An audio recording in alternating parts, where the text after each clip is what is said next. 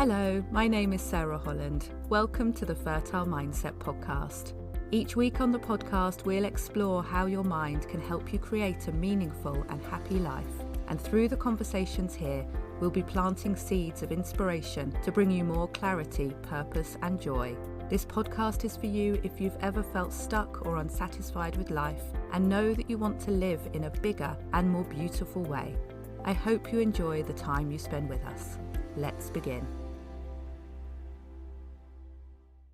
Hello and welcome back to the Fertile Mindset podcast. It's been a month since I last released an episode, and not only is this episode a very special one that I've been looking forward to sharing with you for a while, it's also my last guest episode on the podcast.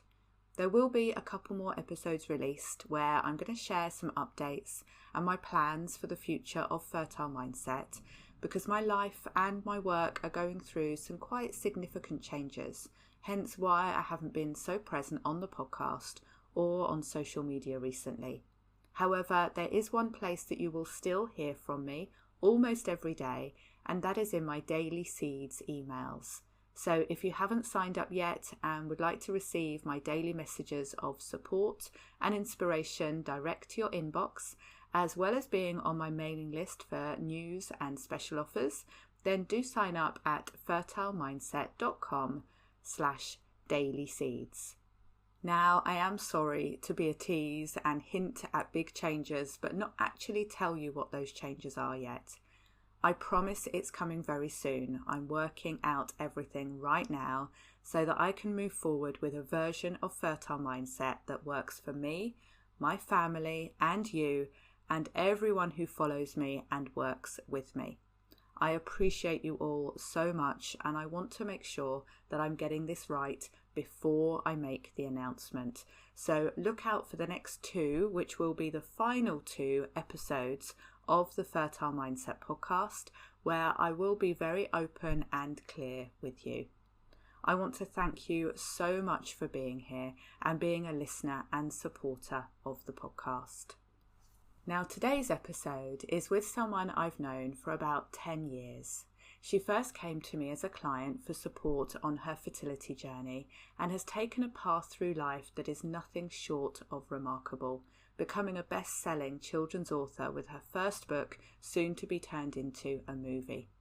Let me introduce you to Hannah Gold.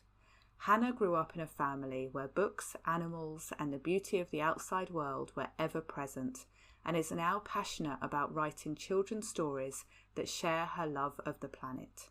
Her debut, The Last Bear, was a Sunday Times bestseller and won a number of national and international awards, including the Waterstones Children's Book Prize and the Blue Peter Book Award in 2022. She is also the author of The Lost Whale, Finding Bear, and the recently released Turtle Moon, which was another instant bestseller. Hannah's books have sold over 250,000 copies in the UK alone, have been translated into 27 languages around the world, and she's an ambassador for Whale and Dolphin Conservation and lives in Lincolnshire with her tortoise and her husband. I loved this conversation with Hannah because we talked in depth about how her fertility journey led to her author journey and the depth of her writing that has been enhanced by her life experiences, including infertility. Her books are very special, and whether you have children in your life or not, I encourage you to read them for yourself and feel the magic of her beautiful adventure books about animals, the natural world, and the moving stories of the people in her books too. I hope you enjoy listening to our conversation, and if you would like to explore your own life's path, just as Hannah did with me in EFT coaching sessions, then send me an email at mail@fertilemindset.com, and I'd love to have a chat with you. Now, on to today's episode with Hannah Gold. Hello, Hannah. Welcome to the Fertile Mindset podcast. It's really, really lovely to have you here. Thank you so much. Thank you, Sarah, for inviting me today. I feel really privileged to be here talking to your lovely community about something, so important and so enlightening, I think. It's going to be, a very interesting conversation about your story and the twists and turns that your life has taken and how you have driven that as well, and made some big decisions along the way, and the amazing outcome and where you are now. It's all very exciting. So could you give us a little bit of an insight into who Hannah Gold is and why you're here? The Hannah Gold. No, I am a children's author. And today, as we record this, I've written 4 books, and my newest book, Turtle Moon, has just come out. And my first book was called The Last Bear. So I write books predominantly about animals and the natural world, and they all also have like an emotional angle too. That's my professional self. And I've only really been writing in terms of professionally for 4 years. And then before, so I'm 50 now, just to share that with people. So before that, I had a long time of wanting to be a writer and kind of being stop, start, never really making it. But always had this kind of dream of being a children's author at the back of my mind. And then in terms of fertility, I got married quite late. I was in my late 30s, to a lovely husband called Chris. And Chris and I are still together, obviously. And we tried for many years to have a child. And this is kind of how myself and you, Sarah, became friendly, because I turned to you for like emotional and practical support during that journey. Yes. And when you said you are a children's author, and that is 4 years now, that's a big chunk of your life, and that is who you are now and what you do. But that's not the Hannah I originally met. No. So many more years before that. And it was just really lovely to hear you say that and own that as well, because I know what a path you've been on to get to this amazing place that you find yourself in now. But how many years ago did we meet? I can't remember now. We're talking 7, 8 years maybe? I reckon it must be about 10. Oh, even that long. Yeah. Maybe. Yeah. I'm coming up to 10, I would say. I think probably. And it's interesting because even though like I really strongly identify as a children's author now, because when you have like and it's been such a big life change for me, as you know, because the career took off and a really big level, and the books became very big very quickly. And sometimes I forget who I used to be. And so it's really grounding for me to have friends. I see you as a friend now, like, from my previous life that remind me of the Hannah that I still am, that there's facets of me that I kind of have changed, but fundamentally I'm still the same person. I'm just a more successful version of the Hannah I was back then. But I suppose it's like having a child, isn't it? You forget really what it was like after all those years of trying, and then you have the child, and then it's like, oh, actually, you forget the trying in a way. That's what it feels like for me too. Yeah, it's interesting, isn't it? I guess we need to be present up to a point, don't we, with what is going on, and be present with our life as it currently is. But yes, when life changes so quickly and so dramatically as yours has, a certain amount of groundedness into who we originally were and who we always are beneath the surface is really important as well. So let's go back then to that time when we were working together. You came to me for EFT support. And can you explain a little bit about what happened there to bring you on to this point here? So when you were, dealing with fertility issues, but knowing that you wanted to be a writer as well. So I've always been really open-minded into alternative therapies and complementary therapies, and I had tried EFT previously, actually, before meeting Chris, funnily enough. I'd done a little bit of work for it, and it worked then.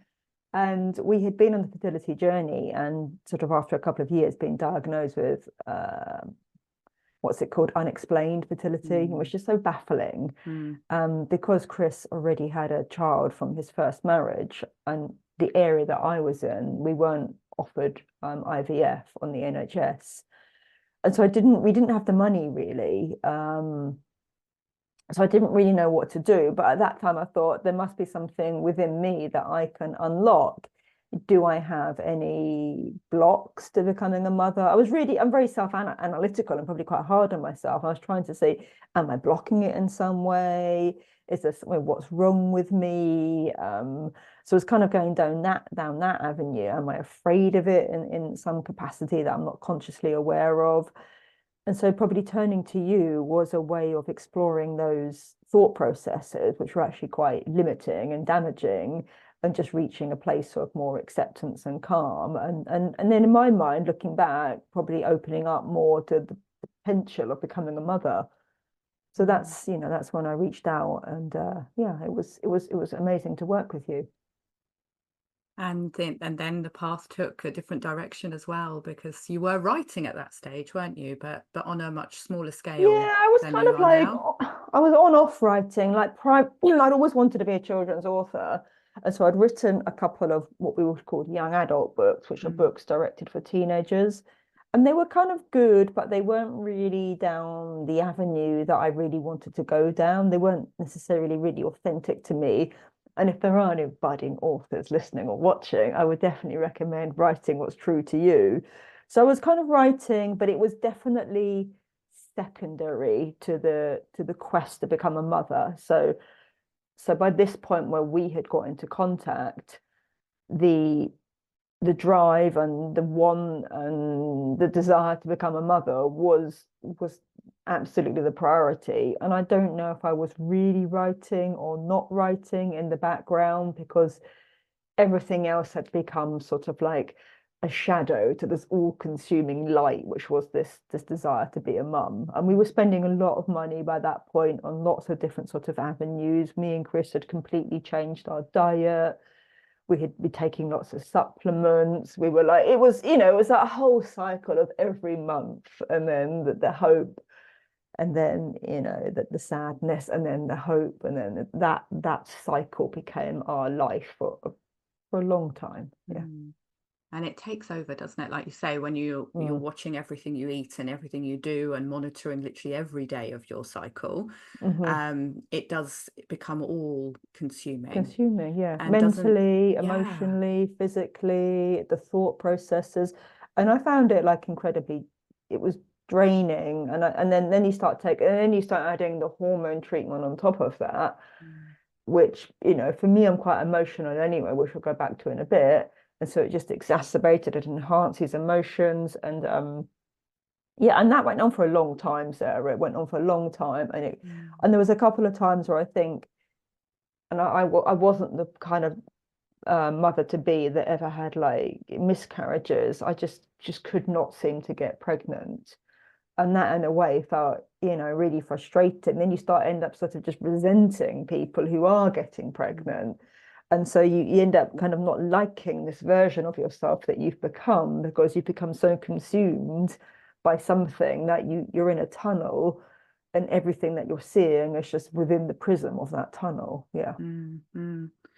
And your writing, like you say, was kind of pushed to the background Oh at yeah, that yeah, stage, yeah. I lost, like I'd always wanted to be a writer, but at that point, the the whole dream to be an author was so far out of my thought processes. I was just sort of doing jobs which earned a living, but not necessarily a comfortable living.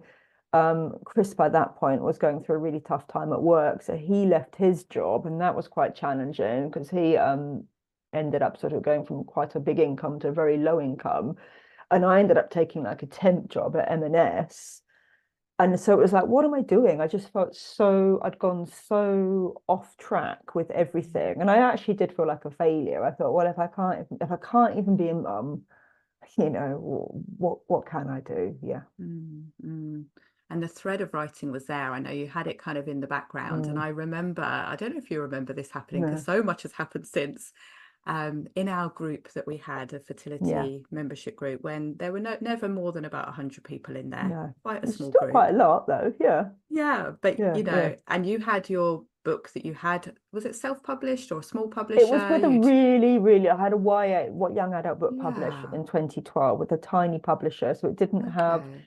what we Didn't call have a a bigger print run. reach. It didn't, it Yeah, didn't, it didn't appear in any shops. It was just a book that okay. it was equivalent to self-publishing, because but not as good in a way, because it ended up with less money. And I probably sold 1,000 books in 10 years from that particular Okay. book. Yeah. So you sold 1,000 books. There were Yeah. 100 people in our membership group. from all over the world. Mm. And one of the members, who's actually in the US, not in the UK like you, Mm. knew you and knew your book and said it was one of her favorite books of all time. Do you remember that? Do you remember that I can't happening? rember it actually. No, no, because so much has So happened much has since. happened Yeah, since. yeah, yeah, yeah. But I was amazed by that. I Yeah, thought, wow, what are the yeah. odds? You Yeah, know, that is 1,000 amazing. copies Yeah, sold, 100 members, and here is yeah, someone raving about your writing. yeah. And I thought, you know, and I knew you were on that path at that stage of, you know, do I pursue the Mm. writing Mm. fully or not? Which I'm sure we'll talk about in a moment. But that to me, it was like a goosebumps moment. It was like, oh, here's someone who really loves Hannah's writing and is telling her, you know, how important it is. And yeah, what happened The next? reason probably I can't remember it's probably because I was close to it. You know, I probably, Yeah. I think because I was so focused on being a mum, and the writing was literally just such a periphery. It's probably why I can't remember it, because it just would have been like a little pin drop in the background of this desire, and oh, that's nice, but actually, I want to be a mum. You But know, where's your so focus? Yeah. yeah, Isn't that interesting how yeah, perception changes everything, doesn't it? Yeah. totally. So what was the turning point for you then to take you to where you are now, where you introduce yourself as a best-selling children's author? What was the turning point? I think, I tried a lot of different things. I tried lots of spiritual things, like, trying to contact the child, and we tried the physical things, all the emotional stuff. And we'd after, we're coming up over 5 years now of still drawing blanks. And I was just, I think, just exhausted. I was emotionally and physically exhausted and just wrung out by it. And we were now then facing, like, how do we fund the next part of this journey?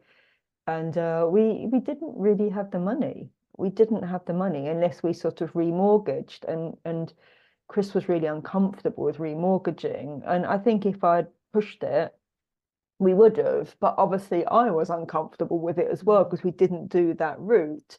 And I think mostly because I was just tired. And I remember, so the turning point, which was really clear, was we'd gone away for the weekend to see Chris's brother, and a mutual friend of his. And she's a little bit psychic.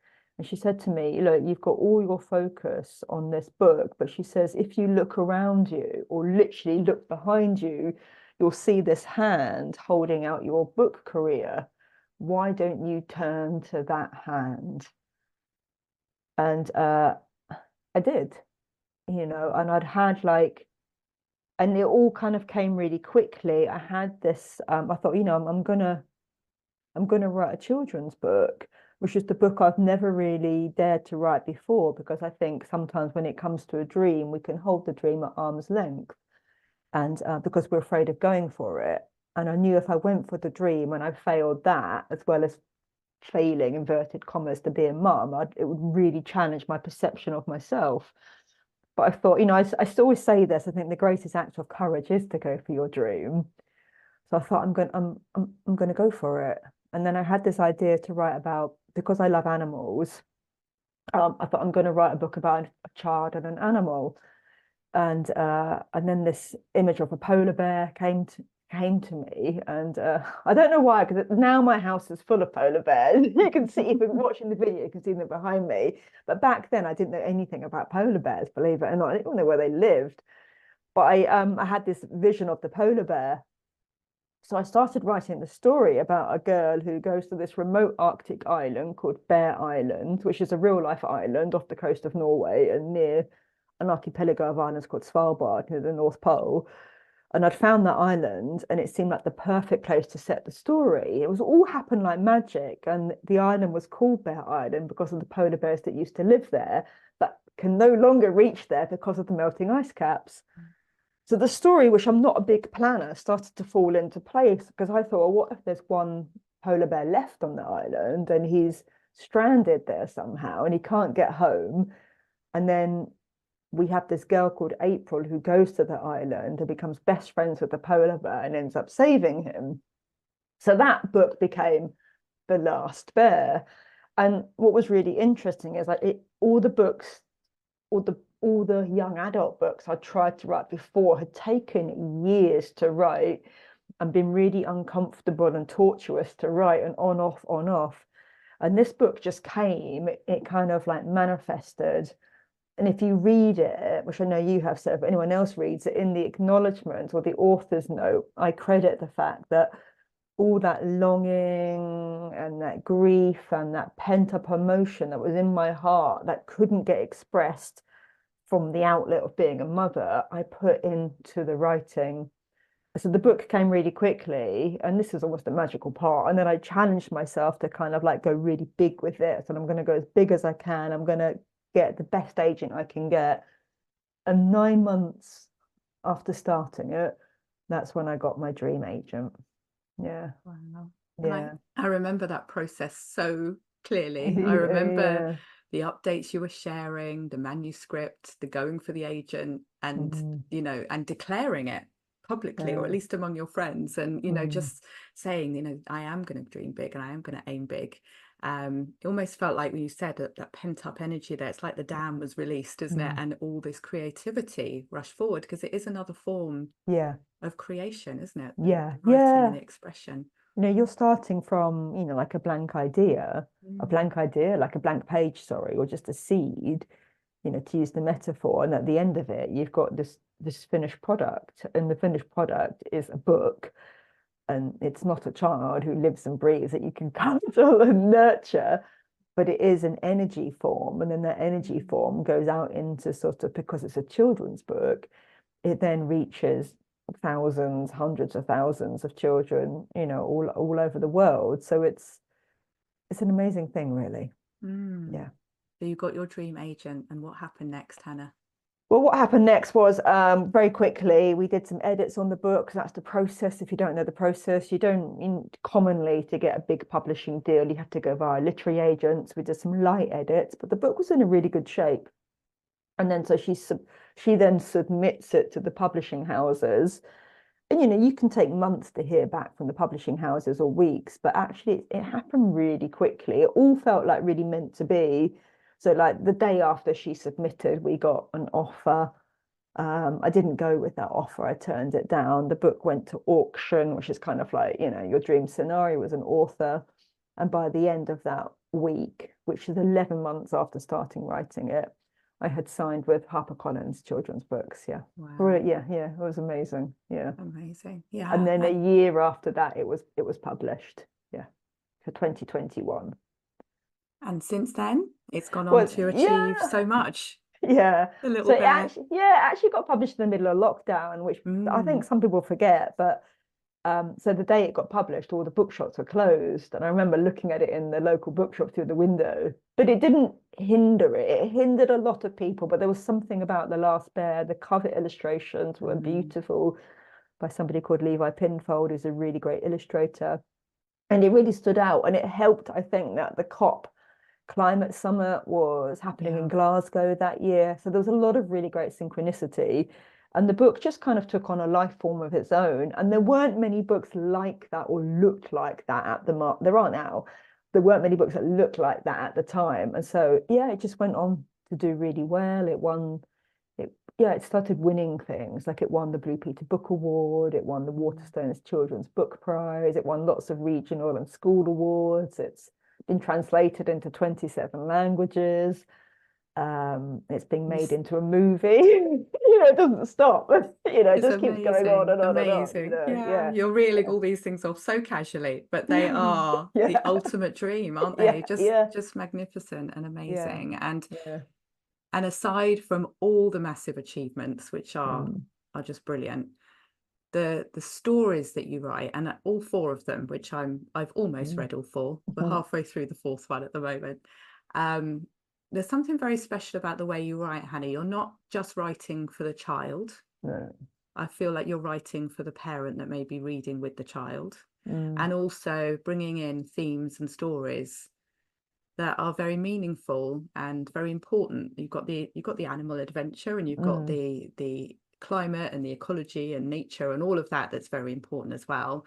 But you do bring some quite serious themes in as well, and weave them really beautifully into the stories. And I know for me, reading them with my son, it's triggered conversations and mm, an understanding about adult problems and how they can impact on children, and and how they can work together on them. So I think that part is really beautiful. And of course, your fourth book, which we're skipping right ahead quickly there to your fourth book, there's two other beautiful ones in between, Turtle Moon, you know, you do bring in the fertility story there, don't you, as well?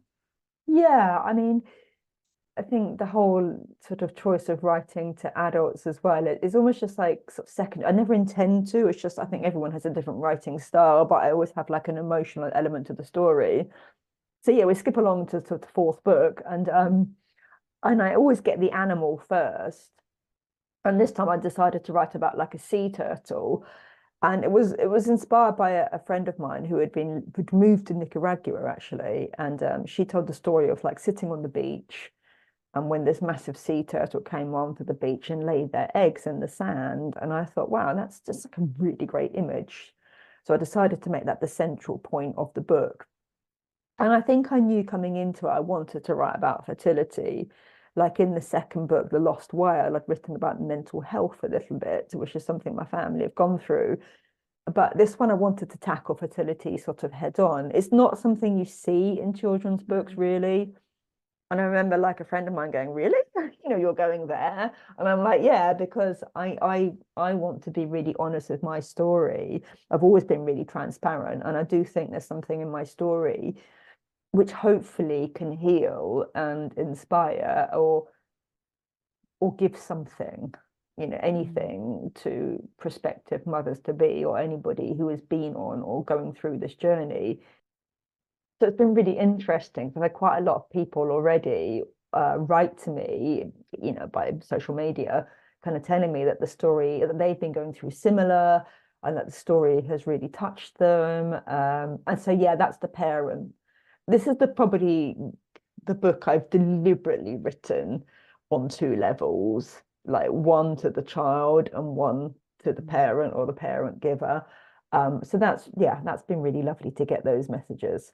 It is definitely a theme through your books, and like you say, it's a style of writing that perhaps you haven't been so conscious of before and Mm, so aware until it comes to this very personal subject for you. I know I've yeah. already been recommending it to my fertility clients, especially those with secondary infertility, because I Mm, think it's a beautiful story to read with a child who has that awareness, because that's, without giving too much away, of the Turtle Moon story, that's the story, isn't it, of a family, a couple who have one child and are hoping to have another, and the mhm, nursery is still empty and waiting, and the mm, little girl is very much aware of that. And mm. I think for a parent and a child to be able to read that story together and bring that topic up, you know, I think will be a really useful, really beautiful thing to do. So Yeah, well, obviously I had to have a child in it, so it had to be secondary infertility, yeah. and it's all the stories are told from the child's perspective.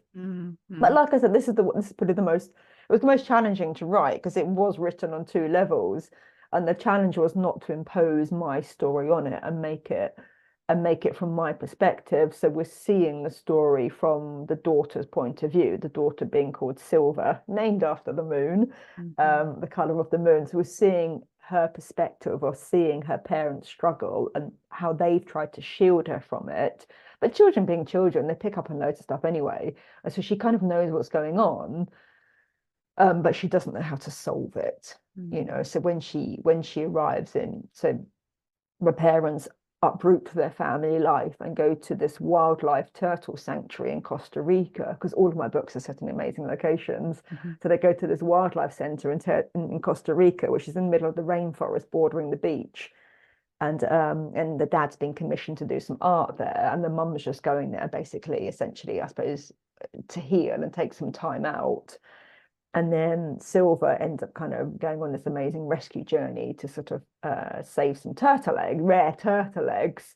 And it was really fun to try to bind her story and the turtle eggs and then somehow combine it with the mum's story. Mm-hmm. Yeah, I like those elements, how they subtly interweave with each other. Yeah. There are so many elements to your book, and Yeah. adventure is Yeah. definitely one of them as Yeah. well. And it brings a real energy to the Mm, stories. mm, And your first book that we'll go back to there, The Last Bear, yeah, it's the first book that I have sobbed while reading, mhm, as mhm, was my, I think, mhm. 8-year-old, 7-year-old Yeah. son at the time. I forget how My old number he two was. fan. He's your number two fan, but and Chris is number one, your Yeah, husband. Chris is number one. Yeah, we were both sobbing as we read it, and I'd never had that experience before. Mm. And then I spoke to a friend's little girl just this week about your books, and she told me that she sobbed during that book as well. So it's good writing, you know, really has that ability to take you somewhere else, and to be a part of the story, and to get swept up in it. And yeah, you have such a gift, Hannah. I'm so pleased that you're continuing with your writing, and up to 4 books and counting, and I'm sure so much more Yeah, still ahead. to come. But I think, you know, one of the things we wanted to touch upon, wasn't it, Sarah, was the sort of the messaging behind Turtle Moon. Yeah. And we talked about this because I think, you know, in the journey of without giving Turtle Moon away, the mother, you know, the mother is kind of like, is my journey a little bit, because she comes to a realization through the vividness and the color and the beauty of all this nature and this life in Costa Rica, that there is life beyond, or how to say this, that there's other parts of life that she can explore, which aren't necessarily just that one prism of being a mother. Yeah, and that's why we knew that we had to speak together to talk about the whole fertility side here, because, you know, whilst my work has expanded beyond fertility and I support people in many areas of life, I still have a very big fertility following. And I think hearing this kind of story, not only your written story, that you've written the novel that will, you know, share that with others, but hearing your own path that you've been on, and where life has unexpectedly, but also you've been in control of this too. You know, you've decided which direction your life should now take. I think is inspiring to others, and affirming when they're feeling perhaps a little lost as well. And what I loved, Hannah, when I came to your book launch last week before, recently, it doesn't feel very long ago, at the beautiful big Waterstones in Piccadilly in London. And you shared a lot more about your story there, and what brought you to write Turtle Moon. And I hadn't realized that you'd spent time, I think, in your 20s in Costa Rica yourself, and there were pictures of you with the turtles, and it was just amazing to see that, you know, who would have thought Hannah in her 20s was doing research for a book that she had no idea she would be writing, and would be her 4th best-selling book. You know, isn't life fascinating, you know, in where it can take us? I think you're right. And actually, when I was in Costa Rica, even though I look back and it was amazing, I was young and I was in my 20s, and it was my first time, like, to be so far abroad. And I remember quite a lot of the time actually feeling quite lonely, and while still being impressed by everything, but yeah, feeling lonely. And I mean, you're right. Back then, the dream of being an author would have felt so far off. And if I could teletransport myself 25 years further on, I think, well, here I am on stage in this massive Waterstones and a sold-out audience talking about it. You know, you never would have believed it, but you're right. You pick up things along the way in your life that at the time, even though they might be great or even not so great, that they're all experiences or lessons or whatever, how you want to call them, that build towards a bigger picture. I think I've always been someone that's been interested in exploring the full potential of who we can become as a person. And I do have regrets that, you know, I'm not a mother. I'm not going to lie. There's still a lot of times that I feel sad and, you know, afraid of the future and what the future is going to bring. But also I know that if I had become a mother at that point, then I don't think I would have had the focus or the commitment or even the desire to achieve everything that I've achieved. And what I feel like I've achieved is so much bigger than my past self could have imagined for me. And you know, I'm looking at these here. I get these little, putting up at the camera, I get sent, this is a picture of some turtles and my book covers that I get given. So I get sent all these letters from children, a whole box of them that I need to reply to. And I get to meet the children, and I know that my books are reaching so many children. And so it's not the way I envisioned becoming a mother, but it's a way of having all this kind of child contact in my life on a huge kind of vast level which somehow feeds a little bit of that avenue for me as well. Yeah, I can understand that. And it's not how but life doesn't work out how we plan it, ever. No. I don't think. No. But yeah, the kind of gifts that have been brought to you that you couldn't have imagined. Mm. And being in that room, I don't know how many people were there, Hannah. It was huge. Mm. Lots of people. And I know you've been in cathedrals and all over the country with huge audiences, as well as virtual audiences to schools all around the country. So many children that are listening to your every word and that are rapt, and you can see the spark of magic in their eyes, and you can see them feeling inspired themselves to write or to follow their dreams or to take care of animals or to travel. And the impact that you're having on so many children's lives is phenomenal. So yeah, we can't always know exactly what path life will take us. But yeah, having that trust that everything is falling into place, and to appreciate the gifts that do come to us is our choice, isn't it, as well? So and you said it before as well, it's about reclaiming that part of ourselves, and I think that would be probably the biggest thing here. Like, I had spent a lot of time putting all my eggs in that basket of being a mother, and of course that was fundamentally the right choice because that's what I wanted, but there came a point where, and everybody will know this, when it's like, have you sacrificed so much of yourself that actually you've lost sight of the other elements of yourself? And so, people listening to this, might not want to become best-selling children's authors, or you might, but is there an element of yourself that you can reclaim just for you? And that's what I did. For me, when that friend said to me, Hannah, go to your writing, it's because I ignored the writing and forgotten what being a writer could give me. For me, it's like really alchemic. It's not about the success I've had. Writing for me is just, when I write and I enjoy writing, I'm really present. I'm in that creation energy. I'm doing something. If it only ever ended up just being a hobby, I'm doing something which feeds my soul. I'm doing something which feeds me. I'm doing something which is about me, not about me as a mother or a prospective mother. I'm just doing something because it makes me happy. And I think that's the message in Turtle Moon.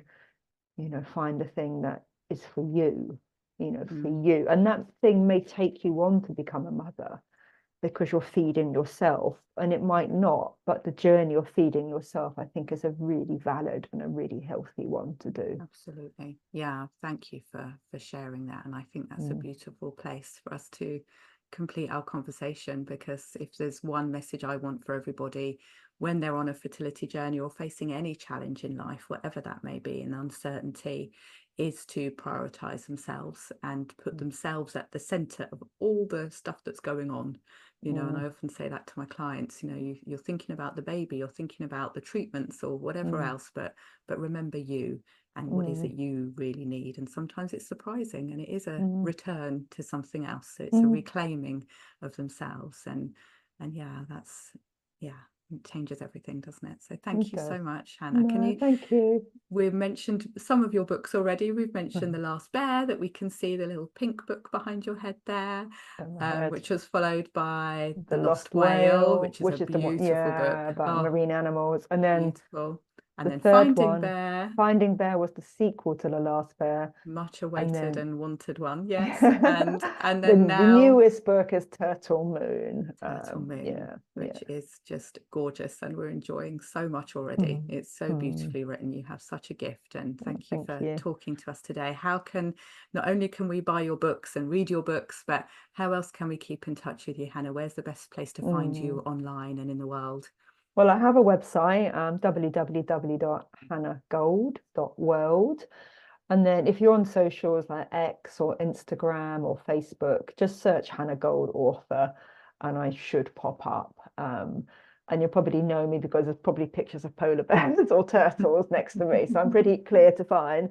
And then, I always say with buying the books, if you can afford it, try to support your local independent or your local high street bookshop, because they're amazing places, and I think they're like the beating heart of the community. But obviously, if you can't, or you haven't got access to that, they're available online.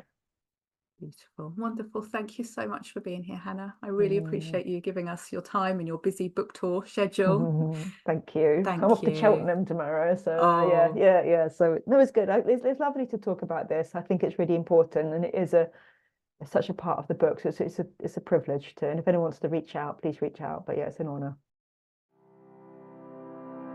thank you for listening to the Fertile Mindset podcast. Please rate and review, and remember to follow or subscribe on Apple, Spotify, or wherever you are listening. Now, if this conversation has sparked something within you and you want to live your life with clarity, purpose, and joy, then I would love you to sign up for my daily seeds emails. They're delivered to you each day, giving you messages of support and planting seeds of inspiration. You'll also receive welcome gifts from me, including an EFT tuition video and some of my favourite tapping exercises to clear overwhelm, reduce stress, help you focus, and more, all completely free of charge. I'll also keep in touch with you about upcoming events and support that I think you'll like. Go to fertilemindset.com/dailyseeds to sign up. And I'll see you again next week for another episode of the Fertile Mindset podcast.